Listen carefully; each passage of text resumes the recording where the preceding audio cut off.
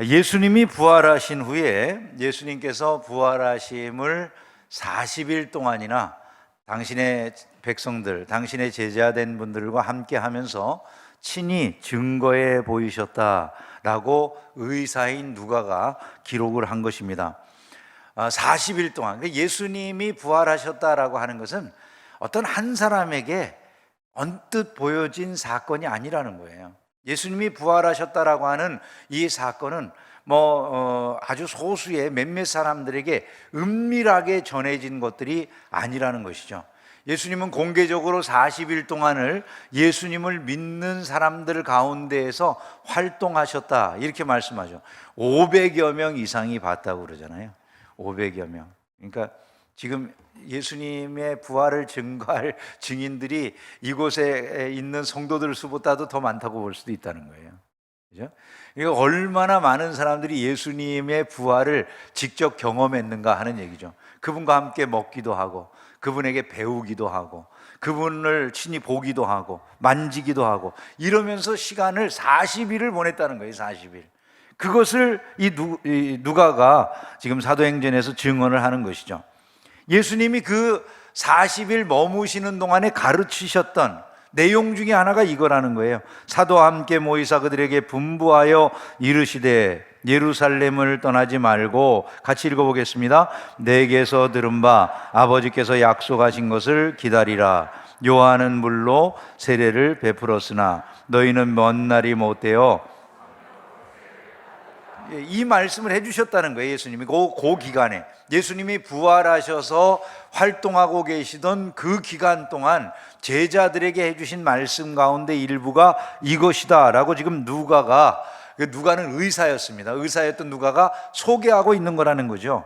제자들이 이스라엘 나라를 회복하심이 이때입니까? 라고 물었을 때 예수님이 또 그 기간에 이런 대답도 해주셨다는 거예요. 때와 시기는 아버지께서 자기의 권한에 두셨으니 너희가 알 바 아니요. 같이 읽어보겠습니다. 오직 성령이 너희에게 임하시면 너희가 권능을 받고 예루살렘과 온 유대와 사마리아와 땅끝까지 이르러 내 증인이 되리라 하시니라. 바로 그 기간, 예수님이 부활하셔서 40일 동안 활동하시는 그 기간에 제자들에게 해주신 말씀 가운데 하나가 이런 거라는 거죠. 이 말씀을 마치시고 예수님이 승천하셨다, 그렇게 성경이 기록을 하고 있는데, 이 내용이 오늘을 살아가는 우리들에게 교훈하는 바가 뭐냐, 이것들을 좀 살펴보면서 은혜를 나누려고 합니다. 첫 번째로 우리가 받게 되는 교훈은요, 교회의 사역이라고 하는 것은 오직 성령으로 말미암아서만 이루어낼 수 있는 것이다 라는 사실이에요. 교회의 사역이라고 하는 것, 교회가 일을 하려고 할 때 그 모든 일들은 오직 성령으로 말미암아서만 이루어낼 수 있는 일들이라는 거죠. 여러분 한번 생각을 해보세요. 예수님의 제자들이 예수님의 부활을 목격했어요. 여러분들이 만약에 그런 입장이라고 생각을 해보세요. 자기네들 눈으로 똑바로 봤잖아요. 그죠? 예수님이 얼마나 많이 매를 맞으셨고, 얼마나 많은 피를 흘리셨고, 얼마나 고통스러움을 당하시다가 옆구리에 마지막에는 죽으라고 그냥 빨리 안 죽을 것 같으니까 창을 찔러가지고, 로마 병정이 보통 그러잖아요. 로마에서 창을 찌르는 방법이 밑에서 위로 찌르는 거니까 이렇게 찔러가지고 심장을 찌르는 거라고 그러잖아요. 심장을. 그래서 반드시 죽지 않으면 안 되도록 만드는, 그게 로마 병정의 창술이라고 그러더라고요. 그러니까 밑에서 예수님 옆구리를 찔러가지고 심장을 찌른 거라는 거죠. 그래서 완전히 죽으신 것을 다 봤잖아요. 로마 사람들만 본 게 아니에요. 아리마대 요셉은 누구입니까? 예수님을 위해 자기의 무덤을 내놓은 사람이죠. 그 아리마대 사람 요셉이라고 하는 사람이 예수님 장례 치를 때 예수님이 조금이라도 호흡이 붙어 있는데 무덤에다가 집어넣어 버리고 무덤 문 닫아 버렸을까요, 여러분? 약간 예수님 그런데 그냥 갖다 버려도 돼, 그러고 예수님 그렇게 한 거예요. 그가 예수님의 제자라고 그러고 있어요. 그죠? 그러니까 아리마대 사람 요셉이 예수님을 장례 치를 때에도 죽으신 것을 분명히 확인한 거잖아요. 제자들이 다 아는 거예요. 예수님이 완전히 돌아가셨다. 그리고 사흘이 됐어요. 그러면 여러분, 보통 돌아가신 분들을 사흘 정도 그대로 모셔두면 어떤 사건이 벌어집니까? 말할 수 없는 냄새가 나게 되어 있습니다. 그죠? 여러분, 사람들이 그냥 죽어서 피가, 돌아가신 분들의 이렇게 뭐 어떤 분들 가끔 피를 흘리고 돌아가시는 분들 있잖아요. 그죠? 째어진 수술 자국이 있거나 이제 장례를 치르느라고 가까이에서 그런 분들을 뵙다 보면 그 몸에서 나는 이런 그 냄새가 보통이 아닙니다. 사실은 누구라도 그래요. 사람은요. 예수님이 돌아가시고 사흘 됐다라고 하는 것은 뭘 말하는가를 우리에게 선명하게 보여주는 거예요. 제자들이 그걸 본 거예요. 옆에서 본 사람들의 증언을 다 들었어요. 아, 그래, 분명히 우리 선생님 돌아가셨어. 근데 그분이 멀쩡하게 나타나가지고 자기네들 앞에 오신 거예요. 만져보라고 하니까 만질 수도 있어요. 함께 음식도 잡수세요. 불도 피워놔요. 예수님이 고기도 구워주세요.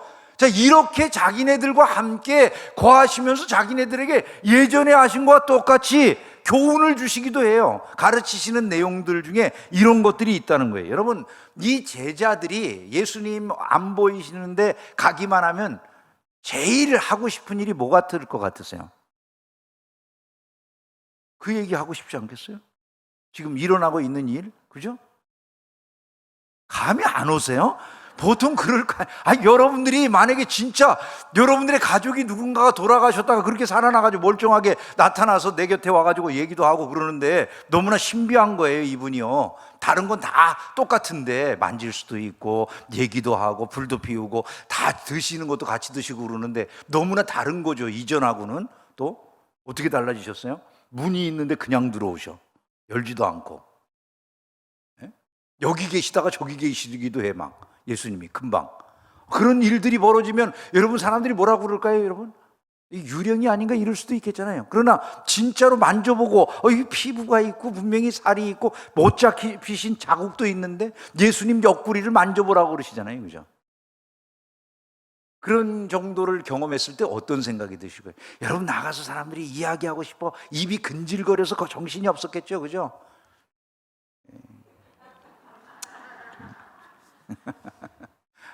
근데 흥미로운 사실이 있어요.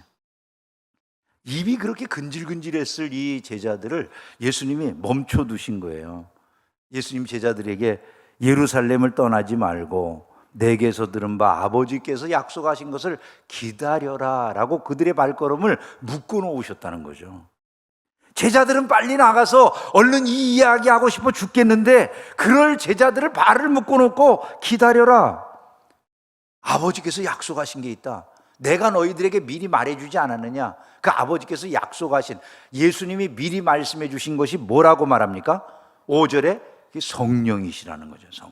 성령에 대해서 예수님이 미리 말씀을 해 주셨고 그 성령이 임하시기까지 기다려라. 그것은 구약에 이미 예언이 되어 있는 거죠. 요엘서 2장에 보면 그 후에 내가 내 영을 만민에게 부어주리니, 같이 읽어보겠습니다. 너희 자녀들이 장래일을 말할 것이며 너희 늙은이는 꿈을 꾸며 너희 젊은이는 이상을 볼 것이며 그때에 내가 또 내 영을 남종과 여종에게 부어줄 것이며, 이 요엘서에 예언했던 이 말씀들이 이루어진다는 것을 말씀하고 있는 거예요. 예수님이 이 일이 이루어지기까지 움직이면 안 돼. 근데 왜 예수님이 그 명령을 내리셨을까 도대체? 왜 움직이지 말라고 하셨을까? 그 단서가 8절에 나온다고 보여줍니다. 8절에 보면 오직 성령이 너희에게 임하시면 너희가 권능을 받고, 같이 읽어보겠습니다. 예루살렘과 온 유대와 사마리아와 땅끝까지 이르러 내 증인이 되리라 하시니라. 바로 이것 때문이라는 거죠. 성령이 오셔야 뭐가 온다고요? 다이나마이트와 같은 권능이 임한다는 거예요. 능력을 받게 된다는 거죠. 어떤 능력? 땅끝까지 이르러 복음의 증인이 되는 능력을 받게 된다, 이런 말씀이에요. 여러분, 우리가 이 능력이라는 권능을 받는다라고 하는 그 말을 우리가 두나미스라고 그러잖아요. 두나미스가 임한다. 그 두나미스에서 다이나마이트 나왔다. 너무 많이 들어가지고 이제 다 알죠. 그죠? 우리는 다 헬라어 하나쯤은 다 알고 있어. 두나미스와 같은, 그 다이나마이트와 같은 능력을 받아가지고 세상에 나가서 복음을 전하는 일은 성령이 임하실 때 하는 것이다, 이렇게 말씀하는 거예요. 즉 이게 뭘 교훈하는 것 같으세요, 여러분? 제자들은 예수님의 부활이라고 하는 엄청난 사건을 경험했어요. 말하고 싶어서 지금 근질거려가지고 어쩔 줄 모르는 상황일 텐데, 그럼에도 불구하고 이 놀라운 경험만 가지고 나아가서 땅 끝까지 증인이 되는 일은 안 된다는 거예요, 이 말이요. 너희들이 지금 기다려야 될 이유가 있다는 거죠. 그래서 너희들이 아무리 이러한 일들을 보고 지금 말하고 싶어도 성령의 권능이 너희들에게 임해야만 너희들이 이 일을 할 수 있다는 것을 주님이 교훈하신 거다라는 사실을 우리가 알아야 된다는 것입니다. 그러면 여기서 우리가 깨닫게 되는 게 무엇일까요? 복음이 증거되는 데 있어서 가장 결정적인 요인이 되는 게 뭐라는 겁니까? 우리의 재주나 우리의 실력이나 우리의 영향력이나 이런 게 아니라는 거예요. 결국 그것은 다른 것이 아니라 성령의 역사하심이다. 이것은 우리에게 교훈해 주고 있는 말씀이라는 것이죠. 우리는 복음을 증거하다가 이것이 우리의 노력이나 우리의 재주나 우리의 실력에 달려서 복음이 전해지는 것처럼 착각을 하는 경우들이 많이 있지만 그게 아니라는 거예요. 복음은 오직 하나님의 성령의 능력으로 말미암아 전해지는 것이다. 그것을 알면 우리가 다 겸손할 수밖에 없는 것이죠. 내가 아무리 사역을 강하게 한다 할지라도, 크게 한다 할지라도 우리는 다 하나님의 성령의 은혜를 받아서 할 뿐이다라고 하는 것을 알기 때문에 겸손해질 수밖에 없다는 거예요. 성령으로 아니하고서는 누구든지 예수를 주시라 할 수 없다라고 성경은 말씀하고 있다는 것을 여러분 마음에 새기고 날마다 성령을 의지하여 주의 일을 감당하는 성도들 되시기를 주의 이름으로 축원합니다. 두 번째로 우리가 이 말씀에서 얻을 수 있는 교훈은요, 성령의 사람이 되었다면 다 증인의 삶을 살아야 된다는 거예요. 오직 성령이 너희에게 임하시면 너희가 권능을 받고 예루살렘과 온 유대와 사마리아와 땅끝까지 이르러 내 증인이 되리라, 이렇게 말씀했어요.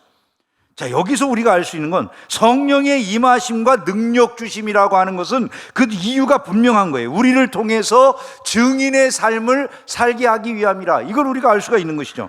흥미로운 게 이 점입니다. 여기에서 말씀할 때 성령이 임하시면 너희에게 권능이 임하리니 너희들이 증인이 되라, 이렇게 말씀하지 않는다는 거예요.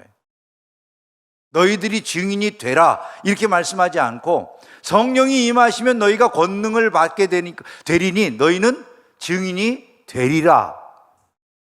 그죠? 자, 되라 하는 쪽하고 되리라 하는 쪽하고 어느 쪽이 더 강해 보입니까?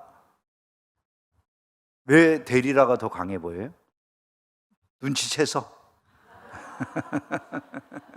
되리라라고 하는 건 당위예요. 그죠?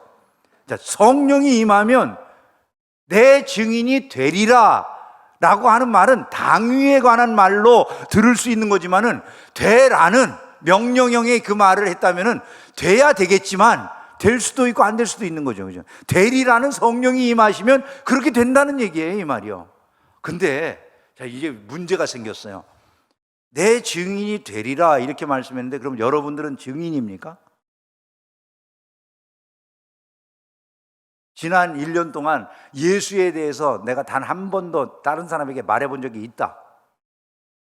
손을 못 들게 생겨서 발가락이라도 한번 들어보세요. 잘 생각해 보세요, 여러분. 잘 생각해 보세요. 증인이 되리라고 분명히 되는 게 당위라고 그러면 나도 그런 사람이 되었어야 되는데 증인이 된다라고 하는 것이 내가 만약에 해당이 안 된다면 심각한 문제가 있습니다. 무슨 문제가 있습니까? 성령이 내게 임하셨나? 이런 문제가 생기잖아요. 그죠? 성령으로 아니하고서는 예수를 주시라 할 수 없다고 그랬는데 여러분은 예수님을 주는 그리스도시요 살아계신 하나님의 아들이십니다라고 고백하는 그런 성도들이 맞으신가요? 그렇다면 당연스럽게 여러분들은 다 성령 받은 사람들인데 그 다음에 성령을 받은 사람들에게 당위적으로 일어나는 일 가운데 하나가 뭐라고요? 증인이 되리라 이렇게 말씀했는데 우리가 1년 동안 한 번도 입을 떼어서 말한 것 같지도 않으면 어떻게 되죠? 그래서 증인이 된다는 말이 뭘 의미하는지를 우리가 분석을 해봐야 됩니다. 증인이 된다. 도대체 증인이 된다는 얘기는 무엇일까요? 김홍전 박사라고 하는 분이 이 증인이 된다는 말을 두 가지 의미에서 설명을 해주고 있어요. 두 가지 의미로. 첫 번째 의미를 뭐라고 하냐면 증인은 증언을 하는 사람이 되는 거다 이렇게 말을 해요. 증언을 하는 사람이 되는 거. 증언이라고 하는 말은 증언의 내용이 일단 있어야 되겠죠. 그죠? 증언의 내용. 내가 본 것, 내가 아는 것, 이게 증언의 내용이 되겠죠. 우리가 세상에서 법정에 들어가게 되면 증인 선서를 하고 말하는 사람들은 다 증언하는 사람들이죠. 증언하는 사람들. 세상 법정의 증인은 전부 증언하는 사람들이 세상 법정의 증인이라는 거예요. 그 증언을 하는 사람들은 자기가 증언할 마음이 있어야 돼요. 그죠? 증언할 마음이 있어야 되고, 거기까지 나가서 자기가 그 증언을 할 수 있는 논리적인 어떤 체계를 가지고 있는 이런 사람들이 증언을 할 수 있는 거예요. 자, 그러면 오늘날 신자를 증인이라고 할 때 어떤 의미를 말할까요? 우리에게도 증언할 내용이 있고, 증언할 열심이 있고, 증언할 재주가 있고, 이래야 되겠죠. 그죠? 그러면 여러분, 우리가 증언할 내용은 무엇입니까? 그건 십자가와 부활인 것이죠.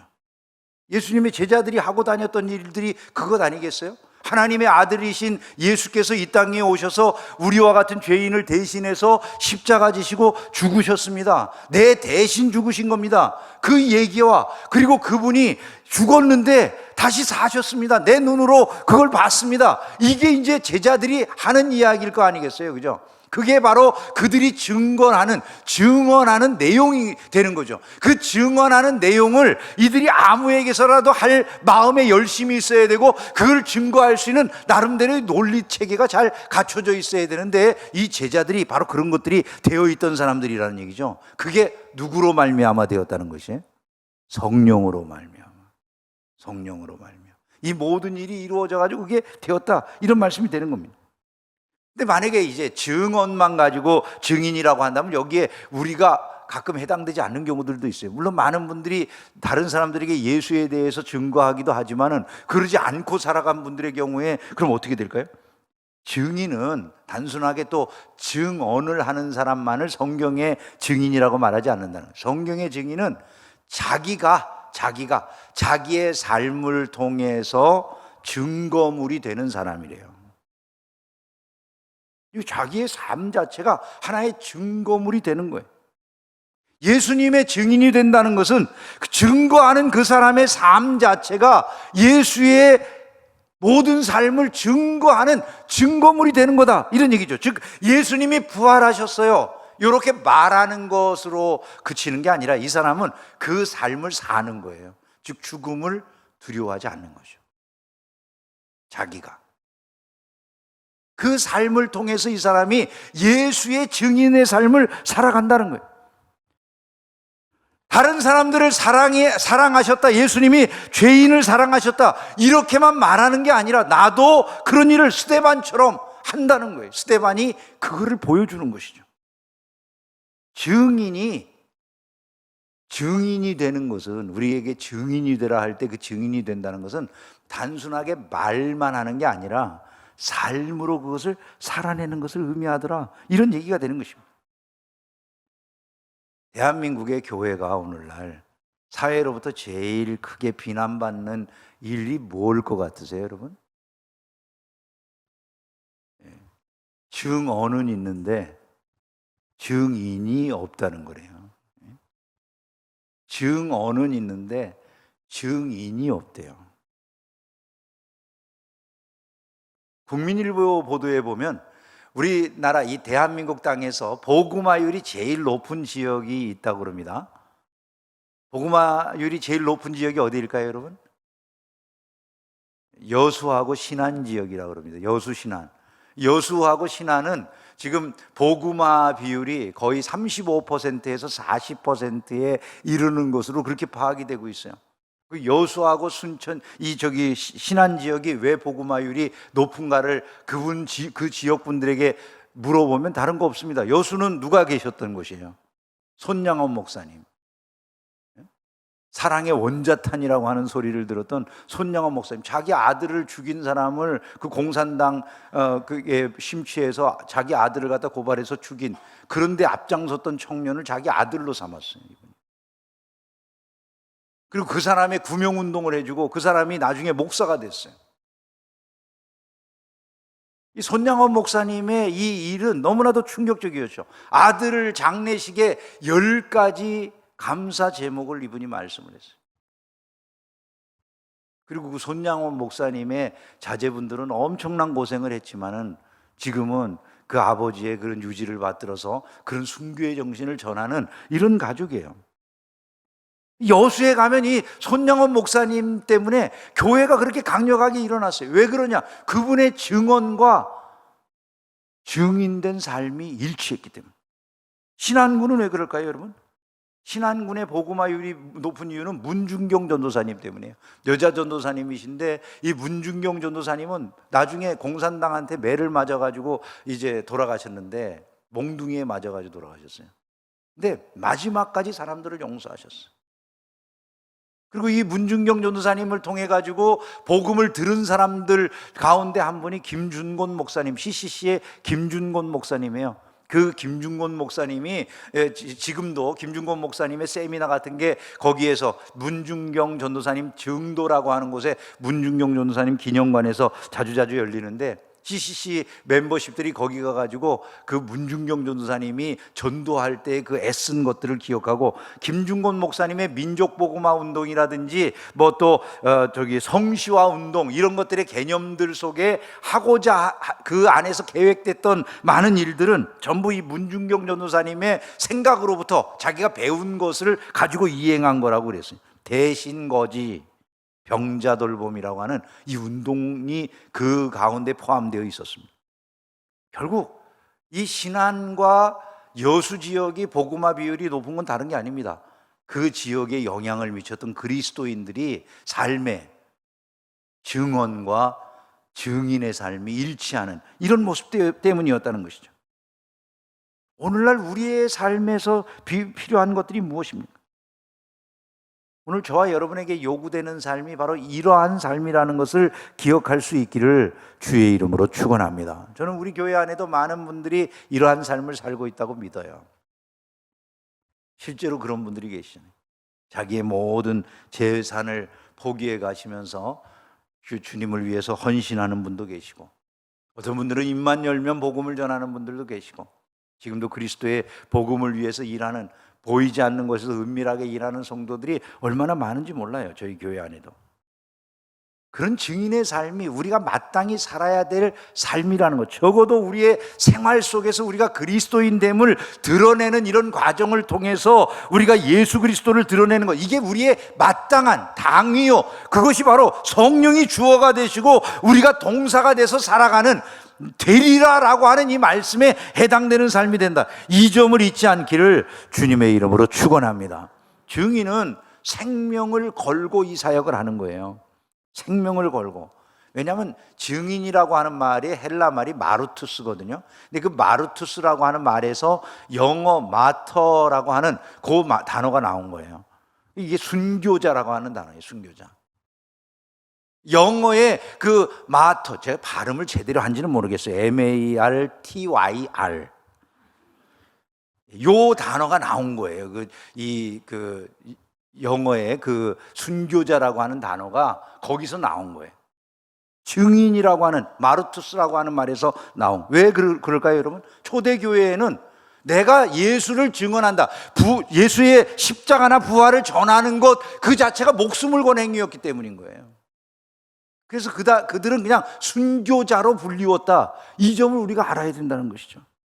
지금도 그런 분들이 너무나 많고 우리는 그런 분들의 혜택을 입는 것이죠.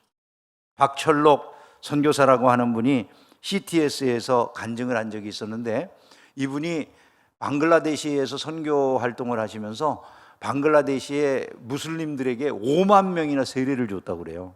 여러분, 이건 놀래지 않는 게 이상한 일이에요. 거기 가서 선교사로 몇 년을 살아도요, 단 한 명에게도 세례 주기가 어려워요.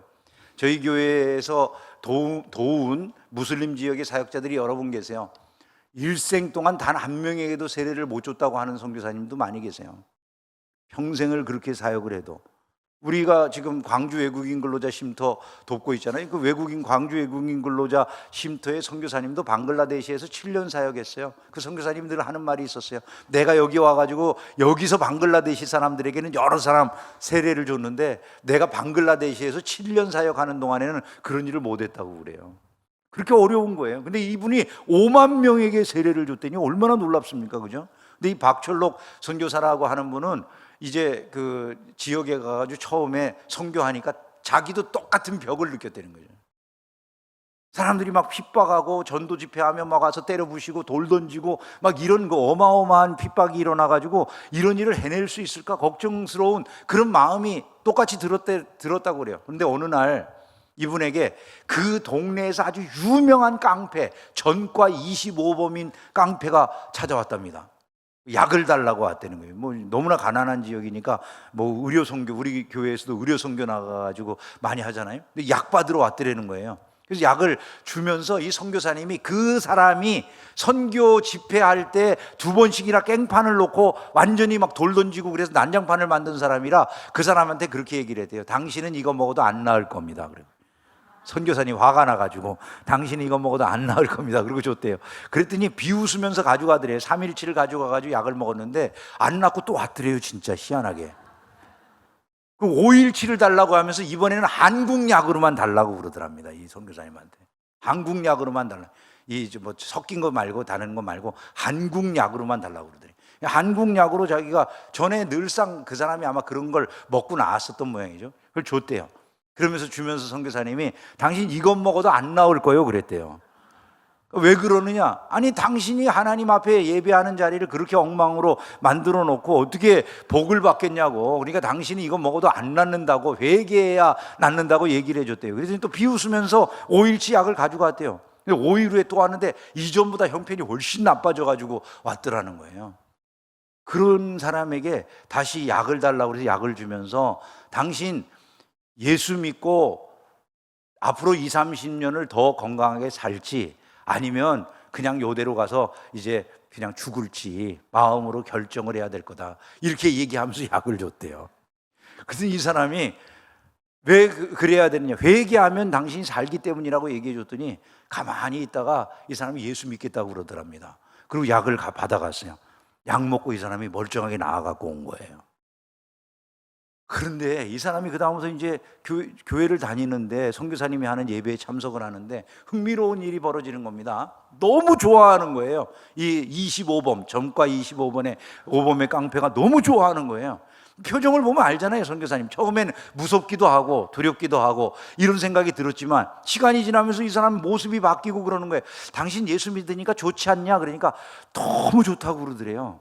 당신만 알고 있지 말고 그 좋은 거를 다른 사람들에게도 전해줘야 된다 그랬더니 이 사람이 가가지고 일주일 만에 자기 같은 사람 5명을 데리고 왔대요. 자기 같은 사람 5명을 데리고 왔는데 이렇게 데리고 와가지고 하는 말이 얘네들한테도 다 그 복음을 전해줘서 개종을 시키라고 이렇게 얘기하더랍니다. 그러고 나서 이 사람이요 1년 동안 35명을 갖다가 전도를 했대요. 1년 동안 세례받은 사람이 35명이라는 얘기예요. 근데 마을에서 한 20여 명 정도가 전도가 됐을 때 소문이 나기 시작이 돼요. 처음엔 이 사람이 알려진 깡패잖아요. 그냥 상종하고 싶지 않은 사람이니까 관심이 없던 사람들이 마을 여기저기에서 사람들이 예수를 믿게 되니까 한 20여 명이 예수를 믿게 되니까 마을이 다 들썩들썩 하는 거예요. 마을 사람들이 감을 잡았어요. 저놈 때문에, 이름이 누리랍니다. 그 사람의 이름이 누리, 저놈 때문에 다 예수쟁이 되겠다고 그 사람을 어떻게 두드러 팼는지 머리가 다 깨져가지고 피를 철철 흘리면서 왔더라는 거예요. 이거 어떻게 된 일이냐고 그러니까 마을 주민들이 내가 예수 전한다고 이렇게 두드러 팼다고 그러면서 왔더라는 거죠. 그 사람을 치료해 주고 그러는데 그 사람이 그러더래요. 사람들이 아마 나를 이렇게 두드러 패면 내가 예수를 전하지 않을 거라고 생각해서 그러는 것 같은데 그런 착각이 없죠. 내가 오기로라도 더 전할 겁니다 그러더래요. 그럴만하죠. 전과 25범 될 때까지 남들이 뭐라고 하든지 그 나쁜 오기로 죄를 짓고 또 짓고 죄를 짓고 또 짓던 이 사람의 그 오기라고 하는 것이요 선한 걸로 바뀌게 되니까 예수를 전하는데 두려움이 없는 거예요. 이 사람이요. 그 사람들과 함께 이 선교사님이 1년 후에는 10군데로 이렇게 전도 지역을 넓혔다고 그래요. 그러면서 16년을 사역하시면서 5만 명에게 세례를 줬다는 거예요. 오늘날도 마르투스의 역사는 이어지고 있다는 것을 잊지 않기를 주의 이름으로 축원합니다. 여러분 오늘날도 마르투스의 역사는요 이어지고 있는 거예요. 우리가 살고 있는 이 대한민국이 복음을 전하는데 그냥 다 좋은 환경인 것 같지만 꼭 그렇지도 않아요. 요즘은요. 얼마나 적대적입니까? 복음에 대해서. 최근에 김동환 목사님이 초등학교 앞에서 열심히 전도를 하러 정기적으로 나아가서 별내 지역에서 전도를 했더니 한 번은 이 신고가 들어갔더라는 거예요. 이상한 아저씨가 항상 학교 문 앞에 서 있다고. 그래가지고는 경찰 두 사람이 와가지고 아저씨 여기 왜 서 계세요? 그리고 물어보더래요. 그래서 전도한다고 그랬더니 여기서 이러시면 안 됩니다. 그리고 내보내가지고 목사님이 아니 세상에 이게 이제는 전도도 어디서 마음대로 할 수 없는 그런 세상이 됐노라고 걱정하시는 이런 모습을 봤습니다. 여러분 오늘날도 복음을 전하는 일을요 마귀는 막기 위해서 온갖 방법을 다 써요. 이단들이라든지 사이비 온갖 종류의 그 잘못된 종파들에 의해서 교회가 전도하는 것조차도 이상한 것이 되어버리는 이런 시대를 우리가 보고 있는 것입니다. 그러나 깨어있는 마르투스들에 의해서 오늘날의 순교적 전도자들을 통해서 복음은 여전히 증거된다라는 것을 잊지 않기를 주의 이름으로 축원합니다. 마지막으로 한 가지 더 말씀을 드리면 예수님은 성령이 오심으로 증인이 될 것이다 라고 하는 말씀을 마치신 다음에 이제 승천하셨는데 그 승천하시는 주님을 바라보고 있을 때 천사들이 나타나 가지고 마지막으로 이 말씀을 남겨주셨어요. 재림하신다는 말씀을요. 자, 이게 보여주는 아주 귀중한 교훈이 있어요. 첫 번째 교훈은 이겁니다. 예수님은 이제 지상의 모든 사역을 마치셨다는 거예요. 나는 이제 지상의 모든 사역을 마쳤고 이제 나는 승천한다, 이런 말씀인 거죠. 그 다음에 우리에게 주는 교훈이 뭡니까?